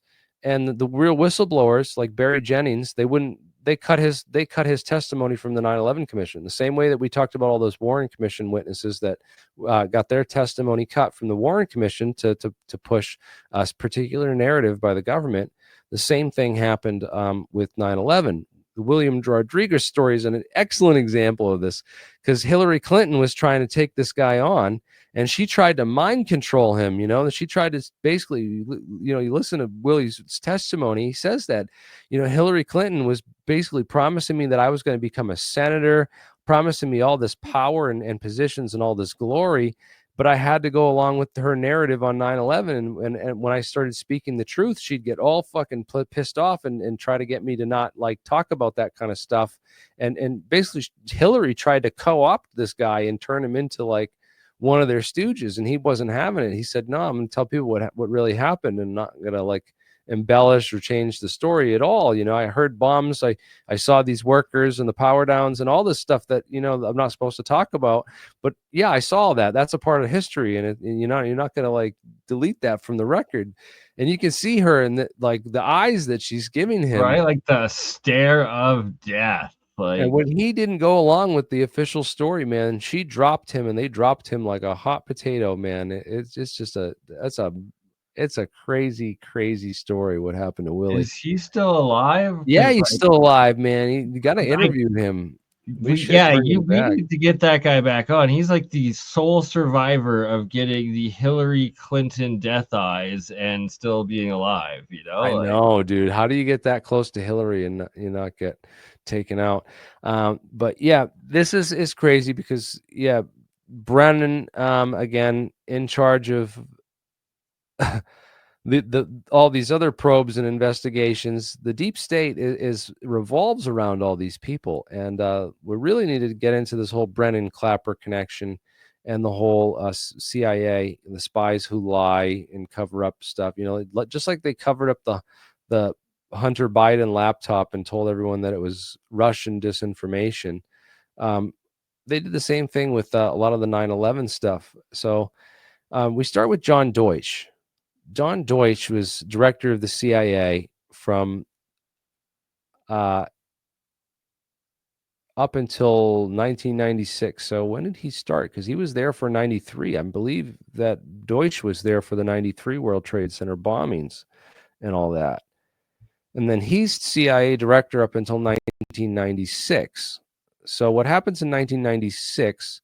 But before that, he was United States Deputy Director of Secretary of Defense. And then before that, Under Secretary of Defense for Acquisition and Technology, which is interesting, 93 to 94. And then before that, he worked for MITRE Corp. And so John Deutsch, working for the CIA, this happens.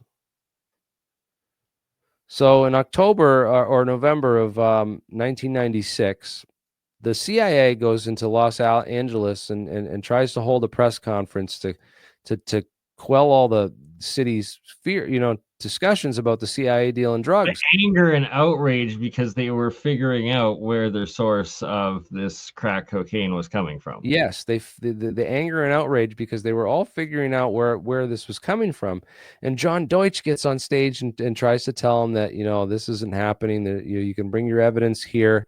If you have evidence, you can bring it to the two places. He says you can bring it to LAPD, and that's when Michael Rupert gets up and says, I brought my evidence to LAPD and I was shot at and forced out of, almost forced to resign from my position. He said, I'm an LAPD narcotics detective. I worked the beat for Los Angeles for 20 years. Said the CIA unequivocally deals drugs in this country and has so for many years. And I have a mountain of evidence and proof. And all the people you just told us to bring it to and give it to are the people that will kill you if you do that. Such an epic clip. Like, it's just epic, that's epic a piece shut of down American history. And that is when the CIA realized, oh fuck. Look at the look in John Deutsch's face. He's like, we are fucked. We are so fucked. And that is when he quit.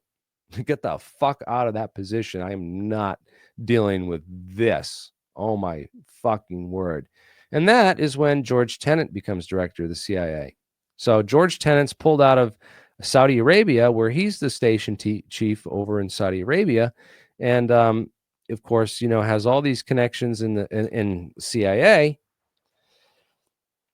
He installs John Brennan as the station chief over in Saudi Arabia as CIA. As his replacement over there, who become a future CIA director. And George Tenet comes and takes control of the CIA amid this whole big drug trafficking scandal thing and all that. Colin Powell, of course, chairman of the Joint Chiefs of Staff from 89 to 93, and then Secretary of State from 2001 to 2005, destroyed his career completely with the fake yellow cake evidence for WMDs in Iraq and fabricating that intelligence, which led us into the Iraq War. Will go down forever in history as being, a big, just destroying his career on that. Of course, he was in the country. And the whole country. Yeah, and well, the depleted uranium that we left all over there. Yes, definitely. Porter Goss again becomes the director of CIA after George Tenet leaves. So George, somewhere around 2004, he decides, I can't, do this anymore. This is too crazy, especially with Skull and Bones on, being pulled out that they're running Kerry and Bush against each other. People are going to wake up to this, man. This is getting a little too hot for me.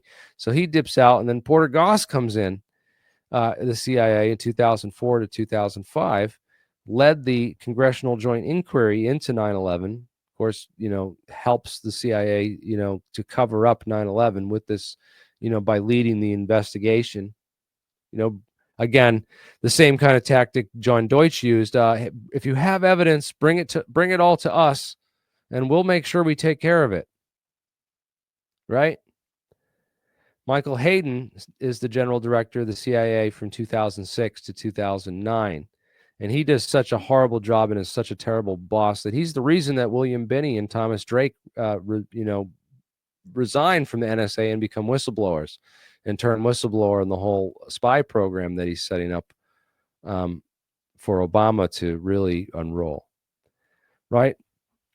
Then we have Leon Panetta and David Petraeus take over for a very short period of time under Obama. But Obama fires Hayden and can't decide on who he wants to be his CIA director. Goes through him quite quickly until he arrives on John Brennan. And he likes John Brennan. John Brennan is the guy, those Saudi connections and all. But yeah, Michael Springman in his book Visas for Al Qaeda, CIA handouts that rock the world.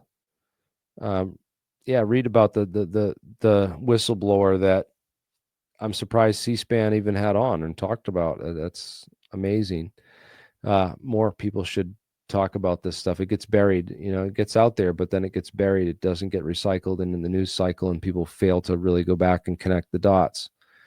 Because we know political lawfare is common. It happens. Bremer left the mess in Afghanistan, and Biden leaves this mess. Biden left this mess in Afghanistan. Bremer leaves left the mess in Iraq, just like Nixon and them left the mess in Vietnam and LBJ.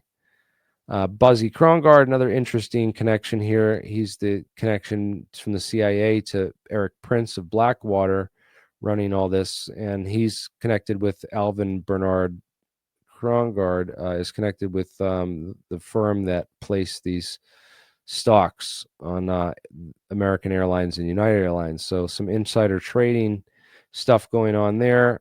Then the whole Enron scandal, Enron being under investigation by the SEC and the CIA, not the CIA, but the SEC and some of the other watchdog agencies inside of Building 7. Apparently, their investigations are thwarted and interrupted with the destruction of Building 7. So the investigation into Enron is basically called off the full-scale investigation into the Enron Just WorldCom scandal. conveniently, all the files of Enron destroyed in Building 7. Well, it's weird because, they got Ken Lay, and he went to prison, and a bunch of other Enron executives went to prison and stuff, but they never connected, like, the fact that Enron bankrolled the Bush should run to the presidency and all that. So there's interesting scams going on there. Building 7 is definitely the key to the smoking gun of World Trade Center 7. Brings all these companies together with Solomon Smith Barney, which is Citicorp, major banking, major and all the major military industry that benefited from 9/11 massively. And we talk about the lone gunman. The X-Files predicted 9/11 in March 2001. Go watch this episode. It's on my channel. If you go look up 9/11 X-Files on AlienScientist and watch that video, if you want to have all this stuff sort of connected for you in TV, X-Files fashion. They called it all in March, dude. They like show it all in that episode. It's really well a job of connecting the dots now that you know where all the dots connect after watching this. But Wesley Clark talked about this future plan for the Middle East. We're going to invade, 7 countries in 7 years, and Iran's going to be last on the list, but it's on there. This whole grand chessboard, this plot, and how we're going to take control. And a lot of these guys who are strategists like wrote all this stuff for our future, and we're predicting this stuff in early 2000 when this all went down. There's a whole book called Petrodollar Warfare about the Iraq and oil and the future of the dollar, and how Saddam Hussein had tried to switch the oil currency to euros shortly before 9/11, so that we had to go. And he was also trying to do a gold back dinar or whatever the Iraqi one was, and then Muammar Gaddafi, the same thing. They both were trying to get oil and then gold backed currency. And any country that rejects the central banking system gets invaded and overthrown, and gets to a new government set up that's part of that. It's very interesting how it all is working behind the scenes that we don't know about or see. Again, Afghan has tons of mineral resources. That was a big goal in mind for a lot of the contractors that were trying to set up shop in there, and are still in the process of setting up mining operations in Afghanistan. But the big one was the Afghan opium trade, as we mentioned at the very, very start of this presentation, and what happened to Afghan opium. The evidence of thermite, I think, is the most convincing, with AE 9/11 Truth being my pick for. I heard that they're already sending information to the Trump administration for this new task force, and I really hope that their investigators are placed in charge of some of this new pulling out new investigations in this evidence, because SAIC, NIST, should have done a more thorough analysis for thermite and really checked the forensic evidence. Should have followed up on the Dr. Jonathan Barnett's recommendations in the FEMA report, Appendix C, again linked to in the description for this report, where this is a piece of the only World Trade Center 7 steel that was saved and analyzed for metallurgy examination, and you can see it like it was attacked by something really high temperature and corrosive that melted holes through it and burned these angled, holes through this piece of a structural U column, it looks like, or a box column. Not sure. And these I-beams, which are steel from the World Trade Centers, also show evidence of slag and burn holes embedded in them, with slag embedded in them. I found these after my debate with Mick West, who told me that, I don't think that any of this could be true because we would have found more evidence of slag. And it's like, dude, they cleaned up the site and destroyed like everything, almost everything. Literally shipped it all off. Was it to China or somewhere to get like melted and not analyzed at all? Well, it's great. No, what they did is they had this other company set up at the Fresh Kills landfill that specialized in. They had all these patents for laser ignition of thermite, so they could just run it through a laser. They could run all this stuff on a conveyor belt through a special laser, and it would ignite any leftover thermite and burn it off, which is really interesting. And then John Gross out there on the steel site examining all the steel. There's pictures of him with the steel that looks like the piece from, the FEMA report, Appendix C. And he's on record denying that this what he's there in this picture. He's on record denying that this exists for NIST. So he should be arrested for obstruction of justice and held to charges and trial immediately. I believe that these people will talk to, or at least provide a better report if they're not given financial incentives to, basically lie about what really happened and not do. They didn't do an honest analysis in their report for thermite. They just said, it's thermal expansion, and we're going to write this collapse safety analysis based on that and ignore all the basic, real evidence. And of course, we know who is Richard Blee. There's this whole story of how the CIA officials covered up 9/11, and more on Richard Clark blaming Tenet for 9/11, especially basically facilitating the 9/11 attacks by taking Abel Danger out of commission, reassigning agents who were working on this stuff, and other tactics that they used to really prevent. Basically lie hop, my hop, like where everyone could say I let it happen on purpose, but they really made it happen on purpose and made it look like they just let it happen on purpose, or incompetence or something. And then we dig into the main guy at Securicom Stratosec, who's the CEO. We talked about COO Barry McDaniel and his connection with Leidos Corporation and SAIC that made all the body scanners for the airports after 9/11, made tons of money on that. But what's really interesting is Wirt Dexter Walker and his whole history, because the Walker family, again, George Herbert Walker Bush, and then the Walkers and Wirt's family in particular is connected to Russell and Company. His great-great-grandfather was Samuel Russell of Russell and Company that, started the Opium Wars and then moved the whole opium smuggling operation to Connecticut. And then they set up in Connecticut and have been running, basically out of Connecticut until these sons, get this job in the World Trade Center. And he has this weird history where he's got no pictures of him anywhere online. There's no wedding photos from his wedding. There's no pictures of him anywhere. And he's got the same name as his father and his grandfather, who are all Wirt Dexter Walker. And there's no pictures of him anywhere. And he was the CEO of the company that ran security at the World Trade Centers and on 9/11 and all these other How places. is that even allowed that there's no pictures of this guy that runs security of We've never been able. It took me years to get a picture of Barry McDaniel, and then I've never been able to track this guy down. But you look up his whole resume and his work history, and he worked for Glor Forgan, which was a CIA front company that closed down and went tail up. And so all the companies he worked for look like CIA front companies, which is just like bizarre beyond belief how this guy absolutely needs to get subpoenaed and investigated if there's ever a new investigation of 9/11. He's mentioned in Kevin Ryan's book, Another 19, which is, again, this should be the key. This book needs to be bought for everyone on Luna's task force, and I want to buy this book and send it to Luna for her task force guide to like who to investigate for 9/11. The Secret Service, as we mentioned, there's some really interesting things going on with the Secret Service and JFK, and with Albert Bolden, Abraham Bolden, and also the whole Secret Service stand down, which I didn't even talk about. But someone left George Bush in a well-publicized photo op in an elementary school classroom for hours during the attacks.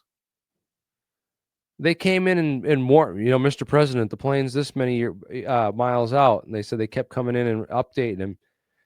Oh, he didn't want to scare the children. That's why I didn't want to tell them what was going on. He didn't want to take control as the commander-in-chief while America was under attack.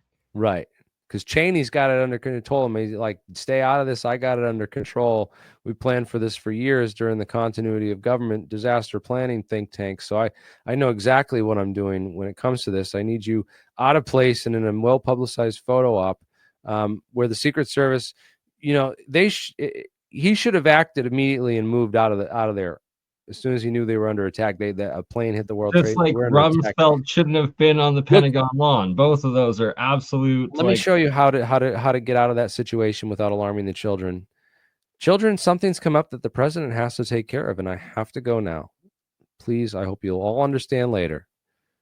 I have to go. Boom, that's it.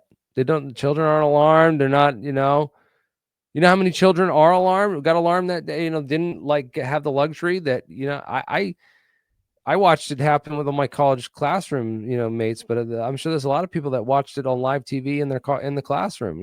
Here they are bringing out the TV monitor. Remember those where they used to have that stand with the TV that they put in the classroom? That was like going to be a good day in school if you saw the teacher bringing that in the room. You didn't have to do like hardly any work. VHS movie coming up. Yes, exactly. So yeah, Carl Truscott was head of the Secret Service. He should be arrested and questioned immediately on why he didn't grab Bush and physically remove him from that photo, and just get him the hell out of there immediately. The country was under attack. How do you know that he wasn't a target? There's planes flying in the World Trade Center and Pentagon. How do you know that there ain't a fourth one coming for Booker Elementary? How do you know that? You don't. So why do you keep him there for hours during the attacks? It doesn't make sense unless you knew he was okay. Unless this was all set up, man. It doesn't make sense. The big thing, then Obama, PNAC, CIA era Obama is in the White House in 2011. He makes this big press announcement that we just killed Osama bin Laden. Yeah, we got him. Rotten hell, you bastard scum. That's what you get for doing 9/11. This is the room with his Vice President Biden here. There's Brennan sitting right next to Clapper. Can't really see him so well with the everything obscured. But Hillary right here with, and then again, they claim they got bin Laden, but they never produced the body. They said, oh, we gave him a burial at sea because, we wanted to be respectful. Right there. If there's truly disclosure of government under Trump needs to declassify the bin Laden photos of all that right? Declassified shown. We want to see, because everyone, I'm pretty sure that Photoshop got him. Right? If you've seen that meme, I don't know if I had it in. I thought I had it in here, but we talk about this 20th hijacker. There was another hijacker that didn't show up, and he's been tortured, and beaten and kept, for years, decades. He's been in Guantanamo. There's all kinds of torture and enforced enhanced interrogation. We found out recently that one of the people involved in all this crazy CIA torture at Guantanamo Bay of the 9/11 suspects was James Clapper's good friend here, Luis Elizondo.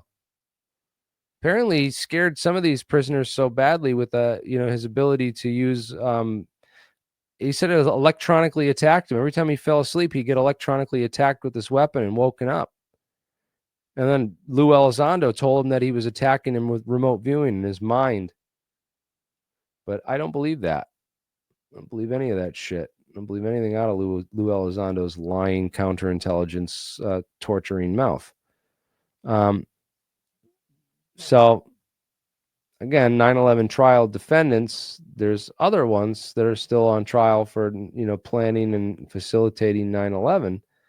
And they're still on trial. They never go to trial. They're being tortured like until the point where they can't even testify. They're unfit to stand trial because they've been tortured for so long. But these are the guys that we're told did 9/11, but they've never actually been given a trial to determine if they can actually be found guilty of doing 9/11. Imagine that. We know Dick Cheney signing the waterboarding kit for Sacha Baron Cohen under this joke. That was pretty funny. There's Dick Cheney with his good buddy Bandar bin Sultan, the guy who funded 9/11 for the deep state. Here's a rare picture of some New York City firefighters with those weapons of mass destruction that we found under the World Trade Center on 9/11. Wow, the missing gold. The missing gold. And this right here, my friend, is a picture of a 3-wheel truck, the 3-axle truck. There's 2 axles on the back. See the 2 back wheels and the front wheel? You can blow this up on the other slide. You can't see it so well on the screen here, but this is taken down the street from the World Trade Center. You can see all the dust on the ground and all the papers after the World Trade Center's exploded. And this truck was photographed driving through all that, away from the World Trade Center site on 9/11. Go figure. That's a truck for hauling gold, man. You don't need 2 axles in the rear unless you're hauling really heavy shit, right? So there's definitely some more stuff going on with the World Trade Center than we've been told. Again, people talk about the 5 dancing and Raleighs with the urban moving systems and the gelatin art group that did, some weird stuff inside the World Trade Center up until 9/11. But none of them could have gotten explosives in the buildings without the help of those security companies that we went over and mentioned before, Kroll and Securicom Stratosec. So again, there's we got to be careful about disinformation and false rabbit holes. A lot of CIA people chiming in on the mix, dropping no plane theories and other theories that have been debunked and look like complete distractions, I'm pretty sure that these burn damage to these cars in the lower basement levels of 9/11 were caused by pyroclastic flow and not by a directed energy weapon or a laser, a space maser or laser or any sort of other advanced directed energy technology. How do you blast through the roof of this garage? This is obviously not what caused. If people have that laser theory or directed energy theory, that gets debunked pretty quickly with hard evidence, and there's more on that. There's people even that have gotten too close that look like they've gotten set up for crimes, like Philip. Some people think that Philip went crazy, killed his kids, and then killed himself, but other people think that this was all set up by people trying to silence, people talking about 9/11. So it's a dangerous thing to even talk about these conspiracies and to publish books on them or publish 2-hour presentations here, which we're at the summary of, and I have to wrap up because we just went over the 2-hour mark. But we're at the end here, and we're going to get into all the other stuff on episode 3, which I'll see you guys for tomorrow, hopefully. So thank you all, and we're going to wrap it up right here. Thank you all for watching. I hope you learned a lot about 9/11 tonight. Yeah, none of this stuff is theory. This is all facts. And if you need sources for anything, down in the description below, there's a whole link to this whole presentation. There's in the comments of every slide is tons of, you can do a deep dive on every single slide in this presentation and spend hours on. Trust me, I have spent the last 20 years on doing this and digging into this. So I love you all. thank you for watching. We are going to kick them in the butt and expose the deep state. And you guys are a huge part of that. Tomorrow will be the final part, which we'll get into Epstein files and connecting the 9/11 and JFK stuff to the UFO file, and really doing a deep dive into the UFO file and how it all connects to all these people and all these organizations, and really give you a thorough overview on what is going on with your government. Thank you all for watching. Luna's Task Force. Please send this to Luna's Task Force. Mail them this video, forward this video to them. They need to investigate this information for sure. Thank you all for watching. Have a great night.